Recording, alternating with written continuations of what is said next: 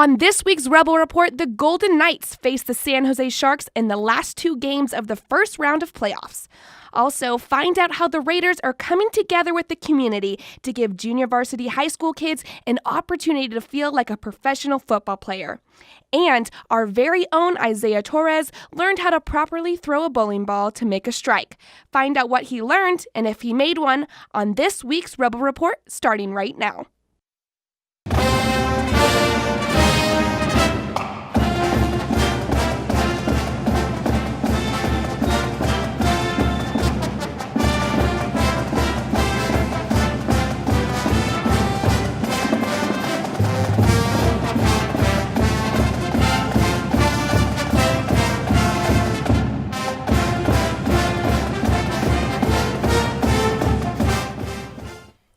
Welcome back to the Rebel Report. This is our 7th episode, and we've got some exciting stories, including a look back at Chris Beard's time with the Runnin' Rebels before bolting and bringing Texas Tech to the national championship. We'll also take a look at the Raiders teaming up with Las Vegas Metro to reach out to the community. I'm Erin O'Hara. And I'm Ivy Rose Kraft. Later, we'll break down the economics of the Raiders Stadium and what it will add to the city when Dr. Stephen Miller joins us in the studio. First, we start off with the Vegas Golden Knights. The Golden Knights were making history as they reached their second playoffs round in a row, looking to make it to the next round. Marco Santander has more on what happened during Game 6 and what happened after a controversial Game 7. The Golden Knights looking to win the series at home for the very first time during Game 6. They dominated on the ice, but they weren't able to dominate on the scoreboard, meaning they had to close it out in San Jose for Game 7. After a nail-biting game with a score of 1-1 leading into double overtime, the Sharks would win it and tie the series. The Knights were not able to score even though they had 59 shots on goal. You forget about tonight, it's over with now. You got to move on and get ready for the next one. We played a hell of a game tonight. I'm proud of our guys, the way they competed. You got 59 shots on that, and it just wasn't our night. But there's still another day for us, fortunately, and we'll get ready for Game 7 and be ready to go. Despite losing at home, the players were optimistic going into Game 7 playing in San Jose. One game, that's all we got to win. We didn't think it was going to be easy against these guys. Like I said, they're an elite team and have been for a long time with some great leadership over there. So we got to be ready to match their intensity next game. During Game 7, the Knights gained the lead until the third period after controversial cross-checking call Cody Eakin. And Cody Eakin's going to get 5 in a game here, giving the Sharks the momentum they needed to score 4 goals during their 5-minute power play, putting them ahead. With 47 seconds left, the Knights tied the game, taking them into their very first Game 7 overtime, where Barclay Goodrow scores a winning goal for the Sharks. I mean, I really hope that Joe Pavelski's okay. Obviously, you never want to see something bad like that happen, but it's a joke. Call 5 minutes for that. That's why don't you have a hockey replay or something? Change the whole outcome of the game. The Golden Knights not being able to win it in San Jose, meaning this is the end of the road. We'll see you back here during the new season. For the Rebel Report, I'm Marco Santander. Game 7 overtime averaged a total audience delivery of 1.1 million viewers, making it the most watched first-round late game on cable in 16 years. The Raiders are slated to make their move to town in 2020, and they're already making a huge impact on the community. Lydia Vasquez gives us an inside look at just one of the many movements they are becoming a part of. The Raiders are partnering up with Las Vegas Metro Police Activities League, also known as PAL, to create a 7-on-7 NFL flag passing league for high school JV athletes. Ready, go! The Raiders aren't even here yet, but they are determined to plant their seed in this community. At Rancho High School, hundreds of local student athletes participated in being physically active through non-contact, continuous action while learning the fundamentals of football, teamwork, and sportsmanship. It means a lot to me because the Raiders are very active in this community. They're not just moving to the community, setting up shop and playing games. They're doing things, and not just as it relates to sports, but in a number of different areas. I mean, you name any social ill, the Raiders are on the forefront of addressing that issue. Raiders presented Las Vegas Metro Police Activities League with a $25,000 donation to support the league and the NFL's Play 60 initiative, a combined effort between the NFL and the Heart Association, where for 60 minutes a day, a kid is encouraged to have some type of activity. This money will not just finance one team, but an entire league of 7-on-7 throughout Las Vegas. I'm from Compton, California, and it was events like this that Metro did out in Compton, as well as the professional teams, the Lakers and the Clippers, that came out in our community and told us that we have a chance to do well. You know, there's people out here that's willing to work with you and giving us an opportunity to see where we want to be as youth. So this is a great opportunity for these kids to know that there's professional organizations out there that really care about the community. According to the Nevada Institute for Children's Research and Policy, nearly 10,000 teens struggle with behavioral or conduct issues. The reality is, kids need programs like this one. I'm in a hard place right now, and I'm trying to improve, make my family better, make them happy, and trying to live a better life. It means a lot. Like, Raiders coming over here, it's a blessing. You're RY, man. You really are. You really are, okay? A lot of us are police officers. A lot of us are corrections. A lot of us are people in the community, coaches, dads, uncles. We're out here for you guys, okay? Boys and girls from various schools throughout the valley participated in different exercises, similar to an NFL combine, such as a 40-yard dash, 20-yard shuttle run, vertical jump, and one-on-one drills. This program is giving these kids a foundation to feel like what they see on TV. I never thought a professional team coming out here would be so impactful. You just think they're just going to just come out here and show and play football, but what they're able to do is provide opportunities and resources to the community is awesome. The Raiders are doing so much more than creating resources for these young athletes. They are creating a bond between the youth and law enforcement, hoping to change the stigma on both sides. We're no different from them. We used to strap on cleats and jerseys just like them. Police officers, we are here for you guys. We are your friends. We are your family. We're here for you. Don't be afraid of us. Come get to know us, and our job is come get to know them. Leo Gray, Raiders alumni, mentioned he got his break playing a 7-on-7 game as well. So with the Raiders coming to town, creating a program like this for both boys and girls is not only giving them a chance to showcase their talents, but it's creating a better future for all of the youth in the community of Las Vegas. At Rancho High School for Rebel Report, I'm Lydia Vasquez. If you want to know more about what the Raiders are doing in the community and how you can be a part of it, just visit their website at raiders.com. The UNLV bowling team just wrapped up their season, finishing ranked 40th in the nation. Our very own Isaiah Torres got to meet up with Dallas Long of the team to show him what technique he uses to bowl in this segment of Show Me Your Skills. Show me your skills. What's going on, everyone? Isaiah Torres here. I'm here with Dallas. How you doing? Doing pretty good, man. How you doing? Good, good. He's part of the UNLV Bowling Club, and we're going to do an episode of Show Me Your Skills with a little twist to it. So everything is pretty snug, but not too tight. Make sure that I can hold on to it, but I'm not going to drop it. So I noticed that you hold the ball with the two middle fingers. Mm-hmm. Okay. So you throw it like this, because if you throw it like this, you look like a dinosaur. You look like a dinosaur. So this way, this is like the legit bowling way. Okay. That's how you do this way. And then I took my pinky because that's just what's been comfortable for me since I was a kid. But all right. When you throw it, do you straight on, or do you like throw it with a spin on at all, or no, not really? I would say I have a medium curve. Medium curve? The ball will go I'll slide with my left foot, the ball will go to the right and then curve back towards the head foot. We'll start from the left, spin right, and then spin back left? Yep. All right, well, let's see how you do it. All right, man. All right.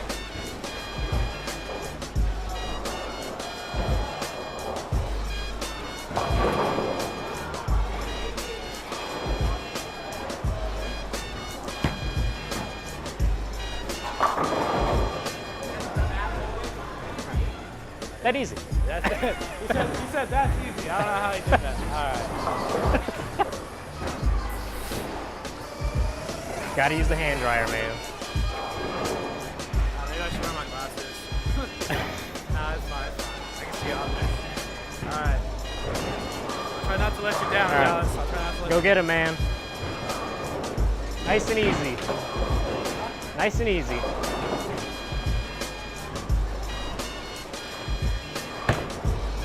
There you go. All right.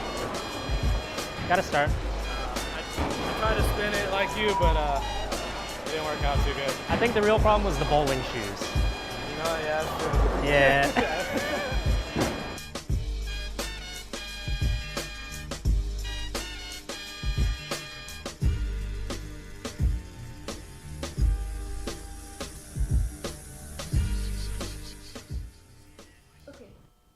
Dallas Long finished this past season as the third best collegiate bowler in the country. Now we'll toss it over to Diamond Williams for this week's Rebel Report Timeout. Rebel Report Timeout.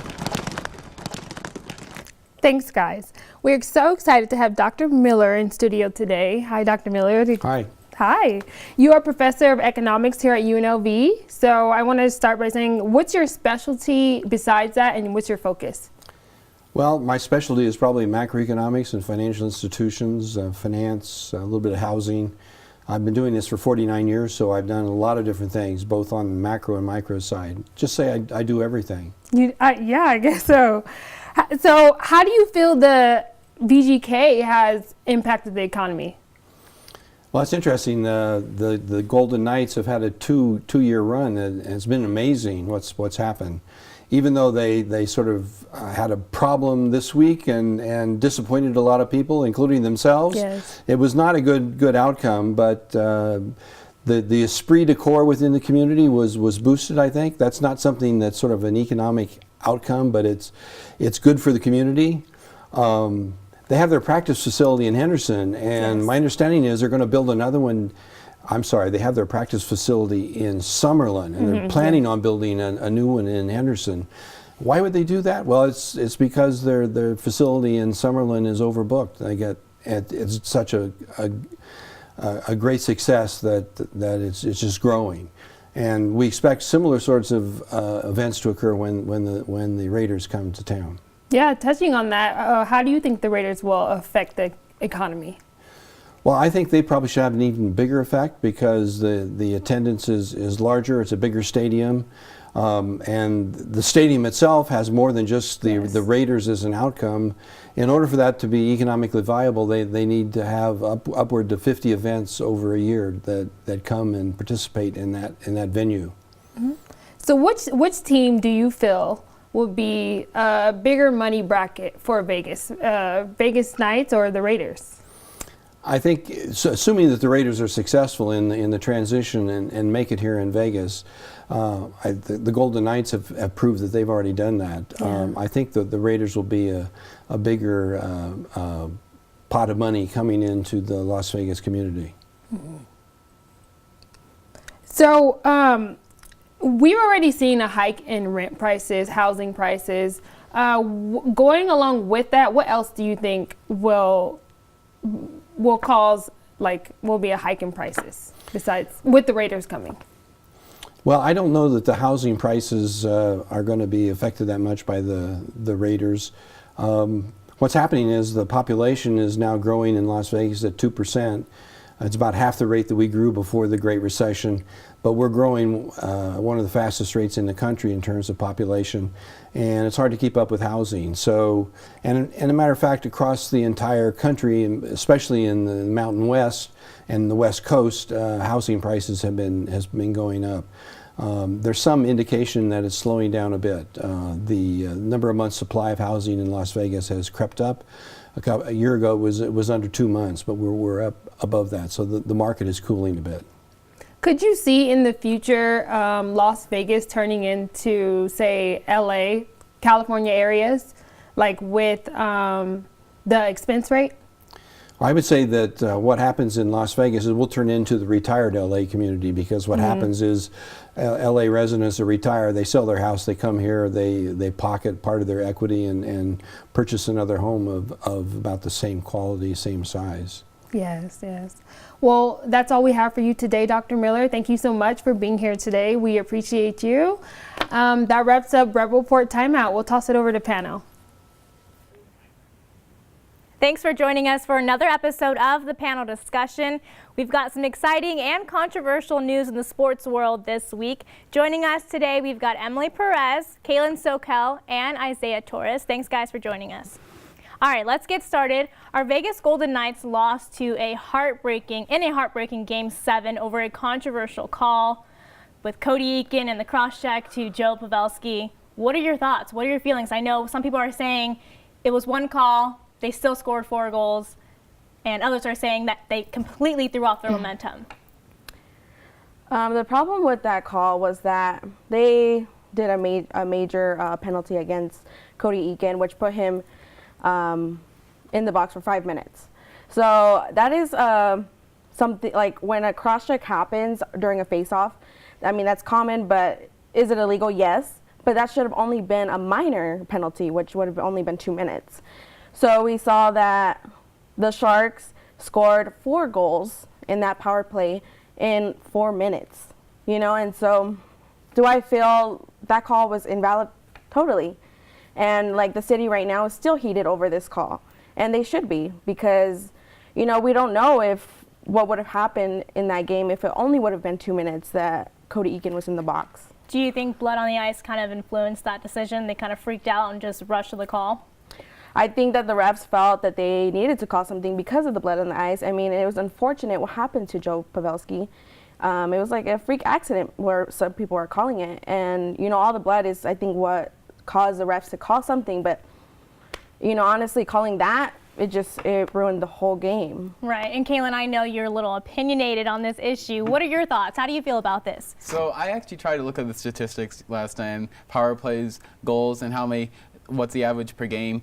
But my opinion is that if you're a good enough team, you should overcome those mistakes by the refs. There's bad calls in every game, like the Saints game in the NFC Championship against the Rams. But does that excuse a bad call? Because I mean, 2 of the referees that were reffing that game are not going to make it to the second round. And one of the refs, Dan O'Halloran, is one of the most experienced ref in the league with, you know, over 200 games, and he was cut loose because of that call. So does it excuse it just because, you know, bad calls happen all the time? I mean, it doesn't necessarily excuse it per se, but it definitely did not. I mean, you can say it decided the game, but if you're good in a team, you should be able to overcome those, because I imagine there's about 1 to 1 1/4 points goals scored per power play. And if that's the case, 2 or 3 goals, and Knights had 4 by the end of the game, they would have won 4 or 3 had their defense played up to par. Okay. I also want to add that, I mean, this call was game-changing, but it was also career-changing for some players, and it was like changed history, you know? We just don't know what would have happened. Right. Okay, moving on. Marshawn Lynch, retiring not once, but twice. What are your thoughts on that? So my thoughts are that he went back to his hometown in Oakland to begin with, coming from Seattle, where he won a Super Bowl title, and they didn't give it to him on the 1-yard line in that controversial call in the Super Bowl with Seattle. But I think that it's sort of good that he retires before the draft, because the Raiders can now focus on who they're going to select in. We're taping this on the show on Thursday, the day of the draft. The draft is at 5 p.m. Pacific time, and with the draft, Josh Jacobs is a great running back coming from Alabama. They have a good history of running backs. Derrick Henry, now with the Titans. Mark Ingram, former Alabama running back, now with the Saints. So you see these running backs, you see former Bama backs do good, and he sort of fits more of what Gruden wants in his offense. And I think Josh Jacobs, it helps that it's right around draft time. They have Isaiah Crowell on a 1-year, $1 million deal, which is excellent value for him. Right, really quickly, NFL draft, we've got pick 4, 24, and 27. Who are we picking? I believe that they should select Quinn Williams, Byron Murphy, cornerback from Washington, and then Josh Jacobs, running back from Alabama. Josh Jacobs, number 24, Byron Murphy, number 27. All right, we'll see about that. Isaiah Torres, welcome. So we've got in the second round of the series for the Eastern Conference in Milwaukee, Bucks face Celtics and the 76ers face the Raptors. Yeah, I'm really excited. Give me some predictions, man. Yeah, of course. We got the Eastern Conference semifinals, 2 really great series. I'm really excited for both of them. I'll start with the Boston-Milwaukee series. It's a rematch from last season. You know, this time around, you got Kyrie back in the fold for Boston, he was hurt last season, and he's playing incredible right now. The only thing, though, is I think people forget they beat the Indiana team that did not have Victor Oladipo, who's their best player. While Milwaukee, they got Giannis, They got Chris Middleton's All-Star now, so I mean it's going to be a good series, but I think Milwaukee takes that, I'm going to say, in 6 games. The other series, Toronto has Kawhi Leonard now, and Philly, who has Joel Embiid, Ben Simmons, Tobias Harris, and Jimmy Butler, too much to handle. I have Philly winning in 7 games. Awesome. Thank you guys so much for joining us today. Great discussion. Now we shift to a special piece. Our very own Kaylin Socal and Isaiah Torres recently got to speak with former UNLV Director of Athletics, Tina Kuzner-Murphy, about the aftermath of Chris Beard leaving to Texas Tech and his run to this year's national championship. We sent it over to Kaylin on the former head coach of the Runnin' Rebels. He was with us on the panel, but he's been working on this documentary for a few weeks. Check it out. On January 10th, 2016, Dave Rice officially parted ways with UNLV as head coach of men's basketball. 6 months later, then athletic director Tina Kuzner-Murphy would find her coach in Arkansas Little Rock's Chris Beard, fresh off their huge upset over Purdue in the 2016 NCAA tournament. During this time, Kuzner-Murphy would get to know Chris Beard very well from the 19 days he was at UNLV before he accepted his dream job at Texas Tech. We spoke with her about the hiring process and surprising events that would follow.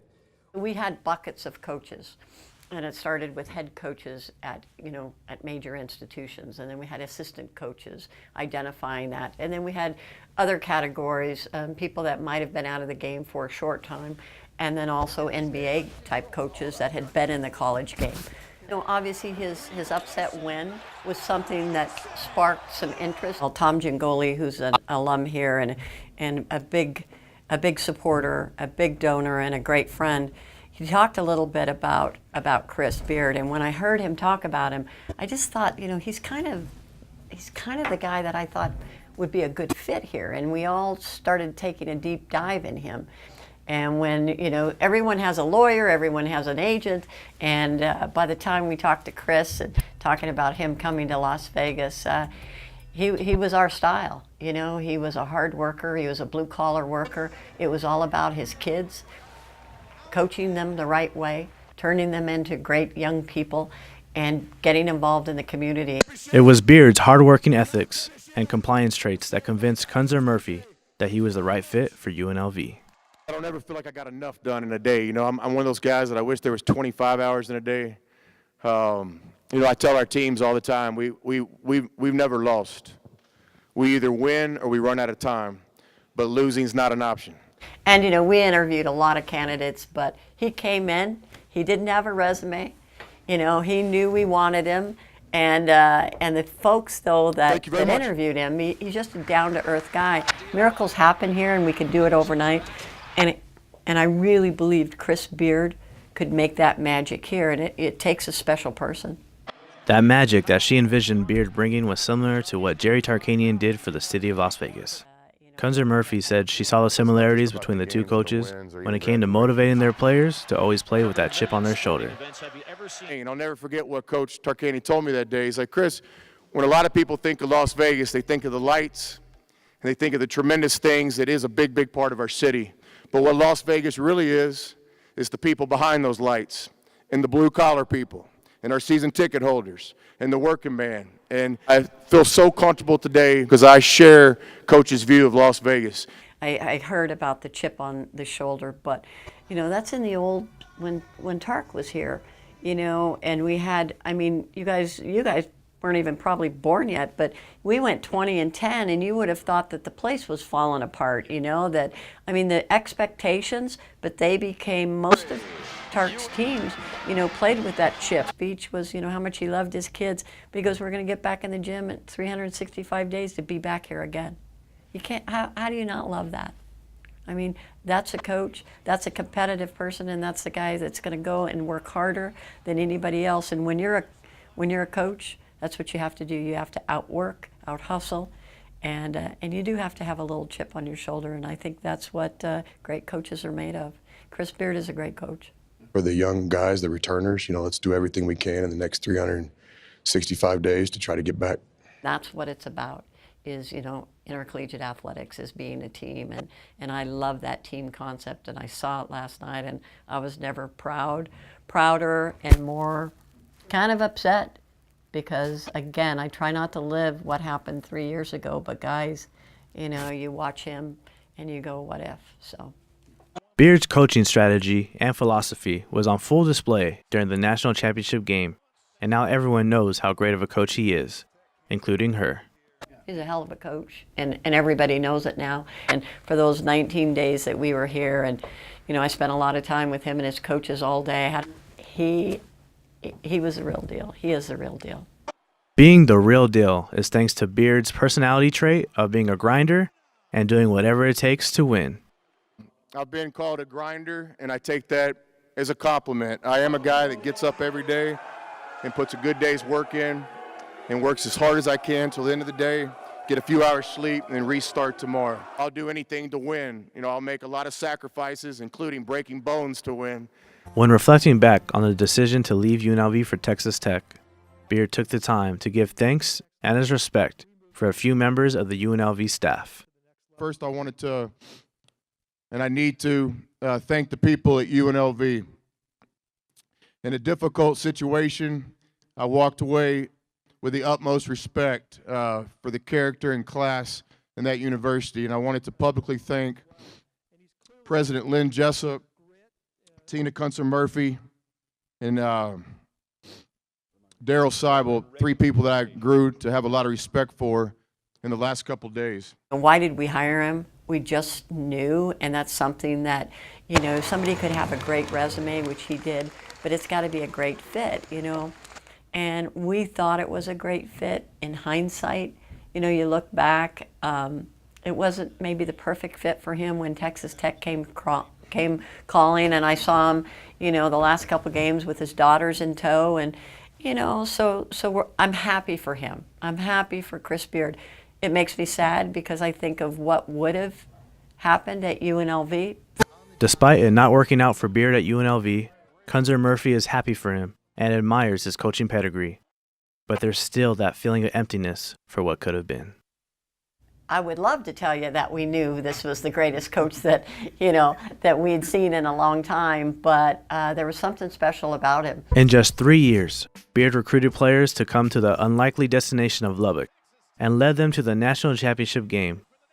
Kunzer-Murphy acknowledged that she thinks he could have done the same at any program, and spoke about when she met with him this past summer. And his work ethic will guarantee that he will be in the game. He will always be in the game, and I mean the big-time game, just by virtue of how hard he works. After he left, I ran into him in the summer, and it wasn't a great conversation. You know, I was still hurting from, you know, him leaving Las Vegas, and I think if anybody you're close to the program, that's natural.